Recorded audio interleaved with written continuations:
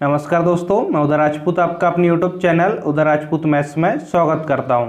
दोस्तों, हम आयु संबंधी टॉपिक के बारे में पढ़ रहे थे, जिसमें कि हमने पार्ट 1 में हमने इसके कुछ बेसिक क्वेश्चन सॉल्व किए थे। आई होप आपने पार्ट 1 जरूर देख लिया होगा। यदि आपने पार्ट 1 नहीं देखा है तो पहले आप पार्ट 1 को जरूर देख लें। आज की वीडियो में मैं आपके लिए टोटल 6 क्वेश्चन सॉल्व कराऊंगा, जो कि अलग अलग वैरायटी क्वेश्चन हैं। यदि आपसे ये क्वेश्चन बनने लगे तो आप समझिएगा कि आपसे आयु संबंधी जितने भी प्रश्न हैं सारे क्वेश्चन आपसे बहुत ही आसानी से बन जाएंगे। तो मैं आज आपको क्वेश्चन सॉल्व करना सिखाऊंगा, वो भी बहुत ही आसान तरीके से। देखिए, थोड़े से अलग क्वेश्चन हैं। कल हमने जो क्वेश्चन किए थे वो बेसिक क्वेश्चन थे। आज थोड़े से अलग अलग वैरायटी के, यानी कि हम 6 क्वेश्चन करेंगे और सभी में थोड़ा थोड़ा डिफरेंस है। तो आप वीडियो के अंत तक जरूर बने रहिए, तो आपको सारे क्वेश्चन बहुत ही अच्छे से समझ में आ जाएंगे। तो चलिए हम क्लास को शुरू करते हैं। देखिए नेक्स्ट क्वेश्चन क्या है।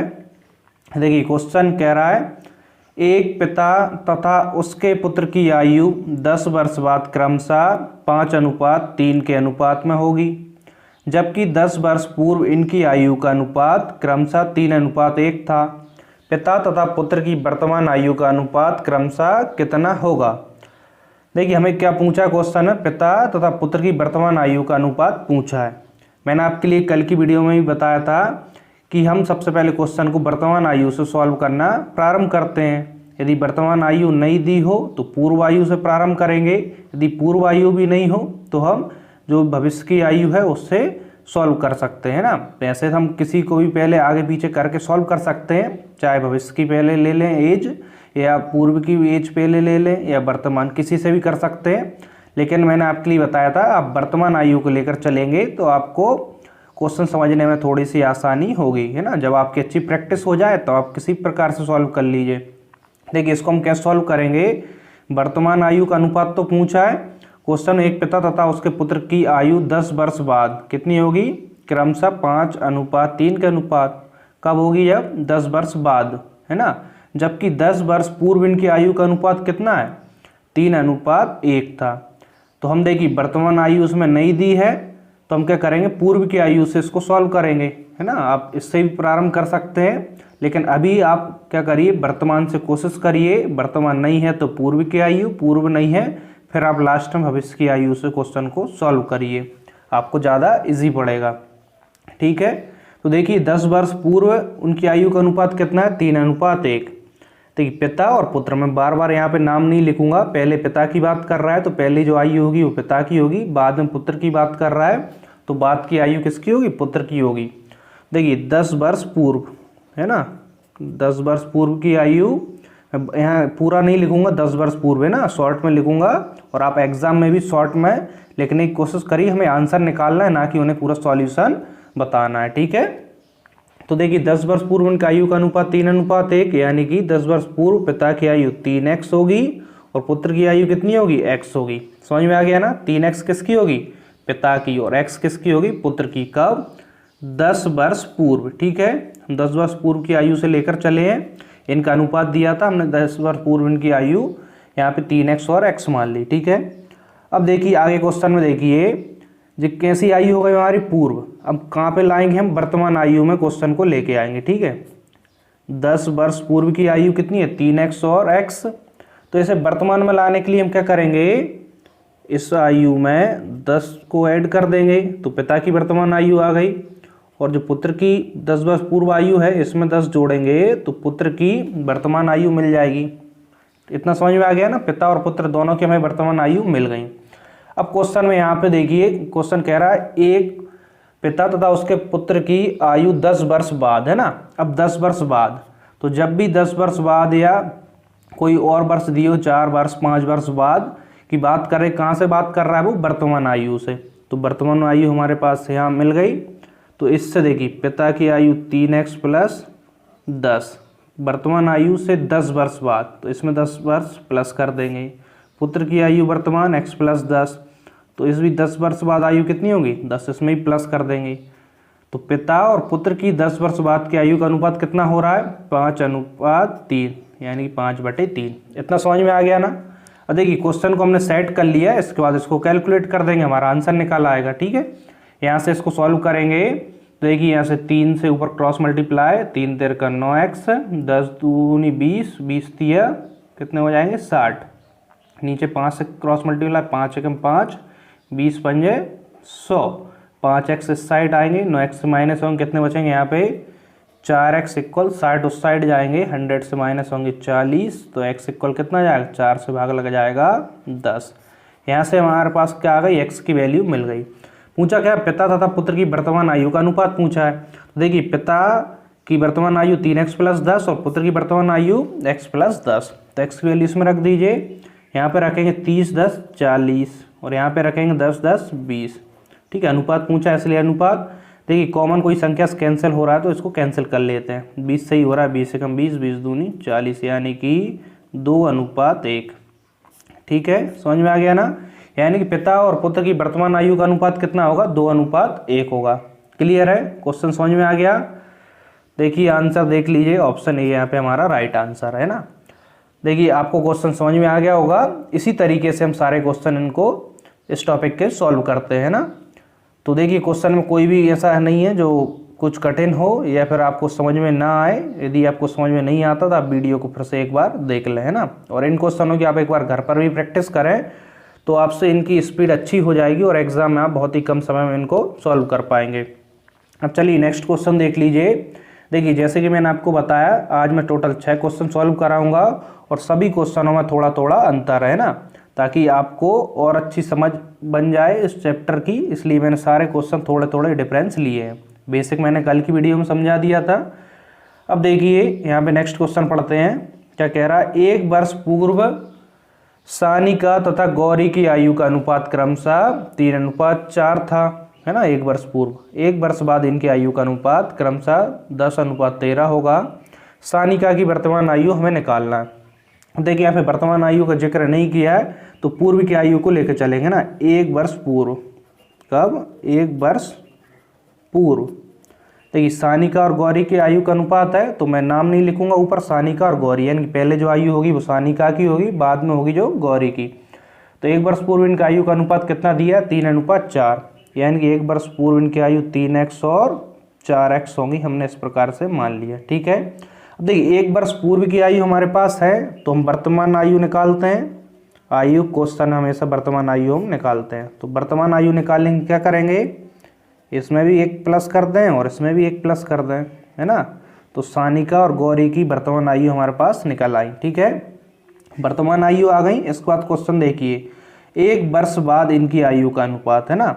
अब इसमें वर्तमान में 1 प्लस करेंगे तो देखिए 3x + 1, इसमें प्लस करेंगे 1। ठीक है, सानिका की आयु में 1 वर्ष हमने ऐड कर दिया। इसी प्रकार से गौरी की जो वर्तमान आयु है 4x + 1, इसमें 1 प्लस करेंगे। देखिए नेक्स्ट क्वेश्चन क्या है, एक व्यक्ति तथा उसकी पुत्री की औसत आयु 34 वर्ष है। 4 वर्ष बाद इनकी आयु का अनुपात क्रमशः 14:5 होगा। पुत्री की वर्तमान आयु कितनी है। देखिए क्वेश्चन थोड़ा सा चेंज है, आपको समझ में आ गया होगा। देखिए अब इसको कैसे सॉल्व करेंगे। सबसे पहले देखिए यहाँ पे व्यक्ति और उसकी पुत्री की औसत आयु कितनी दी है 34 वर्ष दी है ना।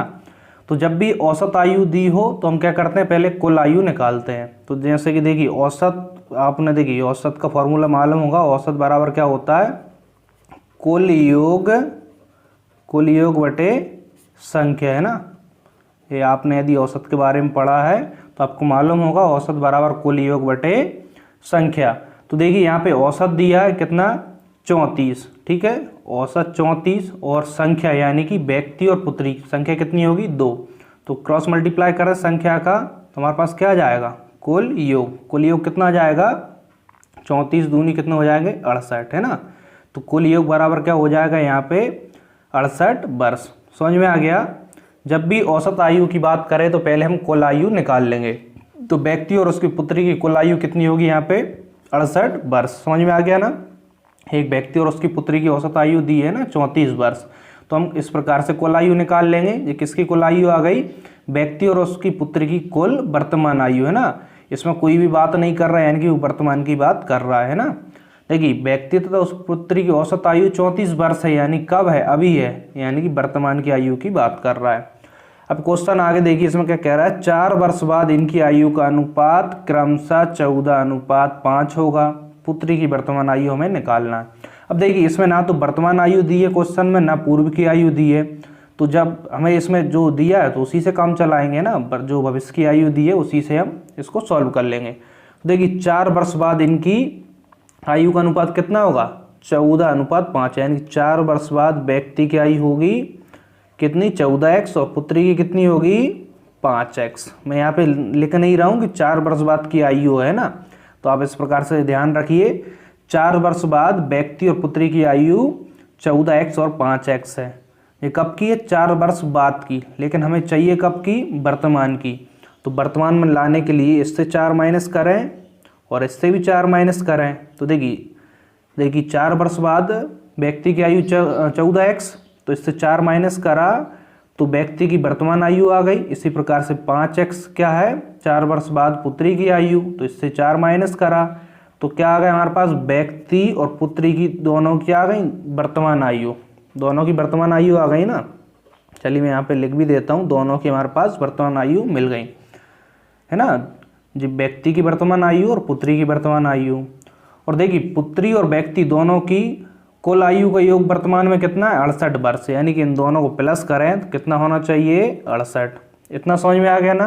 अब देखिए इसके बाद कुछ नहीं है, कैलकुलेट करेंगे आंसर आएगा 14x और 5x कितना हो जाएगा, 19x, -4 और -4, माइनस के 8 उस साइड जाएंगे तो प्लस के 8 हो जाएंगे और 68 में प्लस हो जाएंगे, कितने हो जाएंगे, 68 में 8 जोड़ेंगे 70, 76, ठीक है। तो x की वैल्यू यहाँ से कितनी मिल जाएगी, 19 से 4 बार में कैंसिल हो जाएंगे, 19 चौके 76, ठीक है।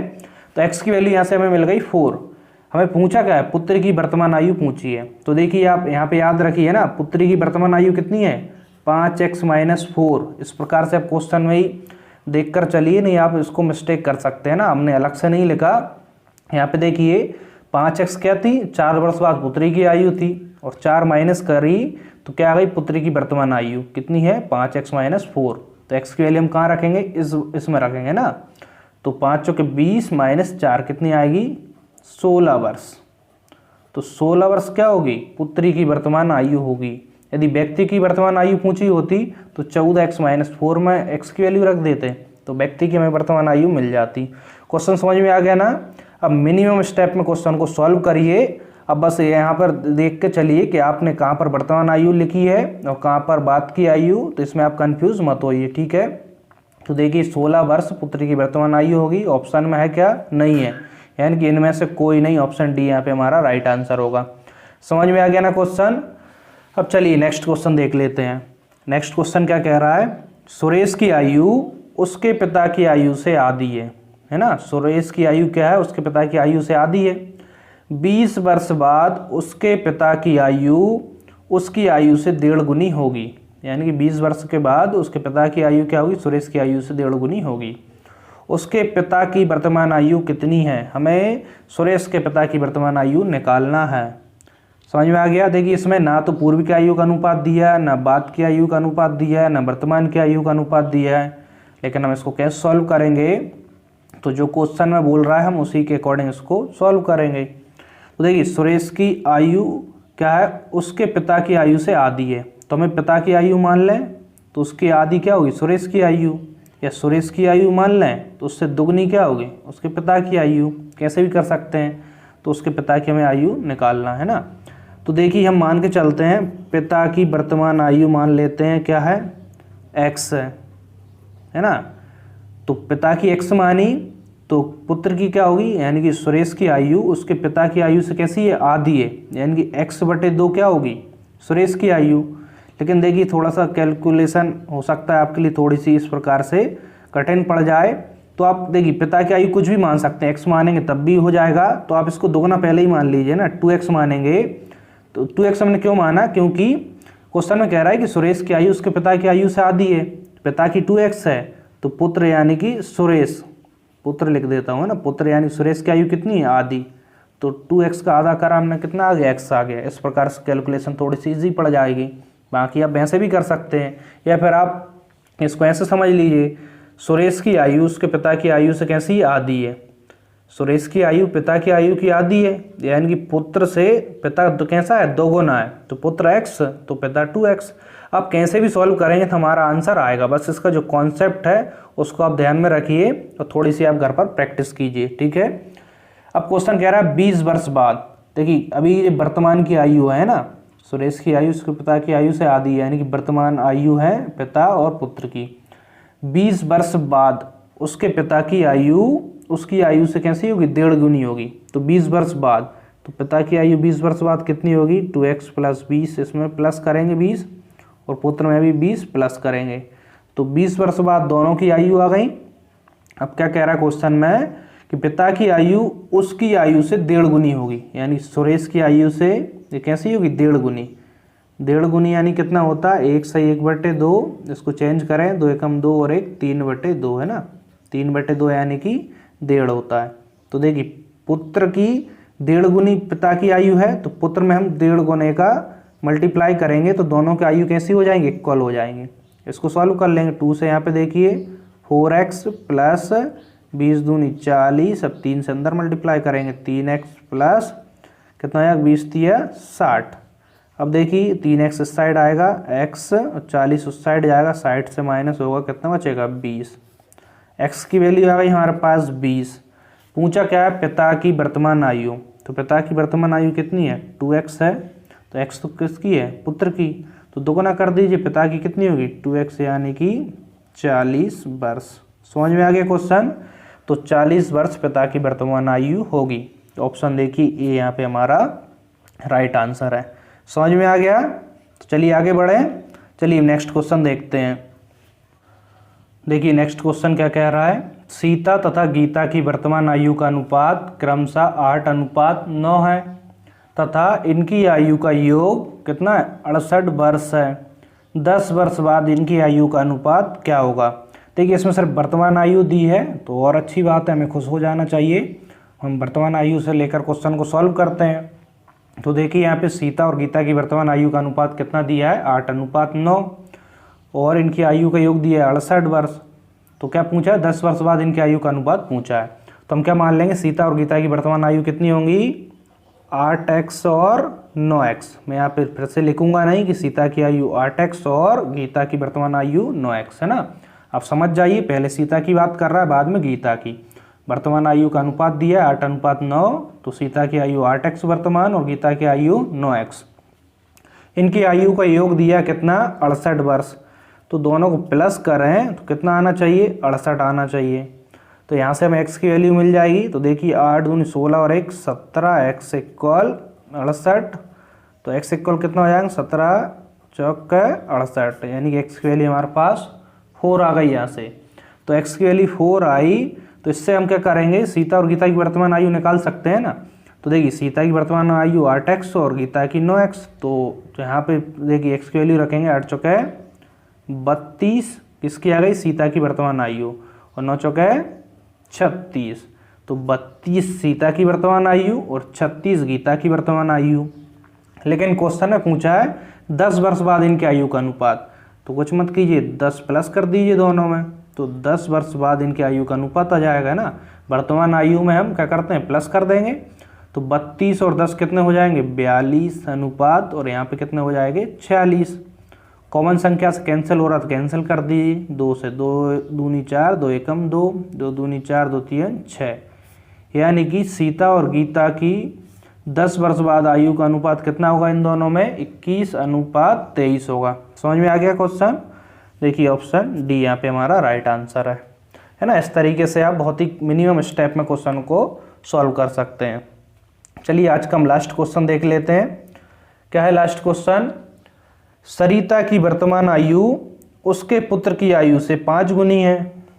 5 वर्ष पहले उसकी आयु उसके पुत्र की उस समय की आयु का 25 गुना थी। सरिता की हमें वर्तमान आयु निकालना है। तो देखिए क्वेश्चन कैसे सॉल्व करेंगे। सरिता की वर्तमान आयु क्या है, उसके पुत्र की आयु से कैसी है, 5 गुनी है। तो हम मान के चलते हैं, पुत्र मान लें। चलिए यहाँ पे थोड़ा सा लिख देता हूँ, और यहाँ पे सरिता। पुत्र की आयु यदि x मान है तो क्या है, वर्तमान आयु क्या है सरिता की, उसके पुत्र की आयु से 5 गुनी, यानी पुत्र x है तो सरिता कितनी होगी, 5x। समझ में आ गया। क्वेश्चन में आगे कह रहा है कि 5 वर्ष पहले यानी कि 5 दोनों से माइनस करिए।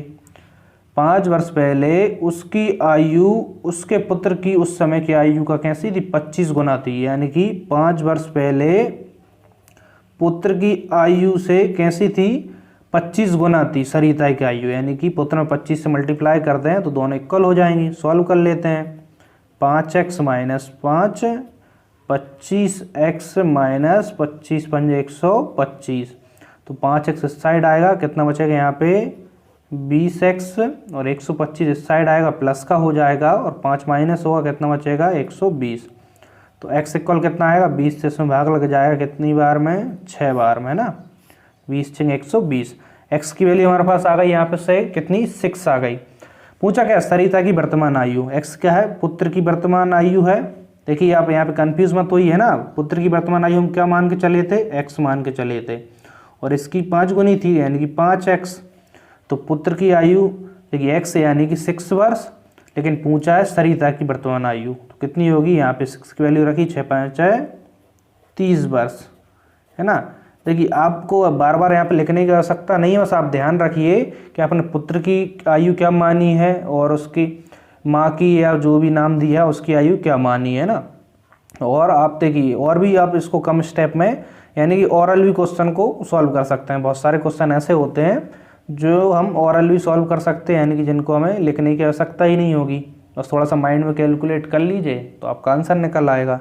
तो यहाँ से देखिए सरिता की वर्तमान आयु कितनी आ गई, 30 वर्ष। ऑप्शन ए यहाँ पे हमारा राइट आंसर है। समझ में आ गए क्वेश्चन। इससे आगे जो भी नेक्स्ट क्वेश्चन है वो हम नेक्स्ट वीडियो में सॉल्व करेंगे। तो उम्मीद करता हूँ आज की वीडियो आपको जरूर पसंद आई होगी। यदि वीडियो पसंद आई हो तो वीडियो को लाइक कर दें और इसे अपने सभी दोस्तों के साथ शेयर जरूर करें। और आपका कोई भी डाउट हो या आपका कोई भी क्वेश्चन हो नीचे आप कमेंट बॉक्स में पूछिए, मैं आपका आंसर जरूर दूंगा। और आप टेलीग्राम चैनल से नहीं जुड़े हैं तो उसकी लिंक आपको नीचे डिस्क्रिप्शन बॉक्स में मिल जाएगी, वहाँ से आप टेलीग्राम चैनल पर भी जुड़ जाइए, ठीक है। और आप चैनल पर न्यू हैं, चैनल को सब्सक्राइब कर लीजिए और बेल आइकन को भी प्रेस कर दीजिए, जिससे कि आपको प्रत्येक वीडियो की नोटिफिकेशन मिलती रहे। तो मिलते हैं हम नेक्स्ट वीडियो में। आज के लिए इतना ही, धन्यवाद।